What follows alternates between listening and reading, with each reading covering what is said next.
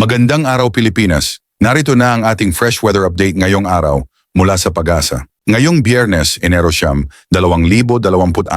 As of alas 3 ng umaga kanina, patuloy na nakaaapekto ang shear line sa silangang bahagi ng Southern Luzon habang umiiral ang northeast monsoon o amihan sa natitirang bahagi ng Luzon. Easterlies naman ang nakaaapekto sa iba pang bahagi ng bansa. Makakaranas ang Bicol Region at Northern Samar ng maulap na kalangitan na may scattered rains at isolated thunderstorms dulot ng shear line na may banta ng flash floods o landslides dahil sa katamtaman hanggang minsang malakas na ulan. Sa natitirang bahagi ng Eastern Visayas, asahan ang maulap na kalangitan na may kalat-kalat na ulan at thunderstorms dahil sa easterlies. Maulap na may mga pag-ulan naman sa Aurora, Bulacan, Laguna, Rizal at Quezon dulot ng amihan na maaari ring magdulot ng pagbaha o pagguho ng lupa.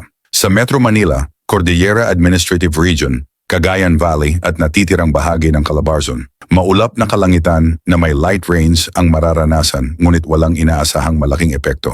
Bahagyang maulap hanggang maulap na may isolated light rains sa Ilocos Region at natitirang bahagi ng Central Luzon. Sa iba pang bahagi ng bansa, posibleng makararanas ng panandaliang pag-ulan o thunderstorms. Malakas ang hangin mula Hilagang Silangan sa Northern Luzon na may rough seas na umaabot sa 2.8 hanggang 4 na metro. Katamtaman hanggang malakas naman ang hangin sa natitirang bahagi ng Luzon at Silangang Visayas na may moderate to rough seas, habang bahagyang maalon hanggang katamtaman ang dagat sa iba pang bahagi ng bansa. Pinapayuhan ang mga mangingisda at maliliit na sasakyang pandagat na mag-ingat. Pasuyo ng like at subscribe bilang suporta sa ating channel, PWD.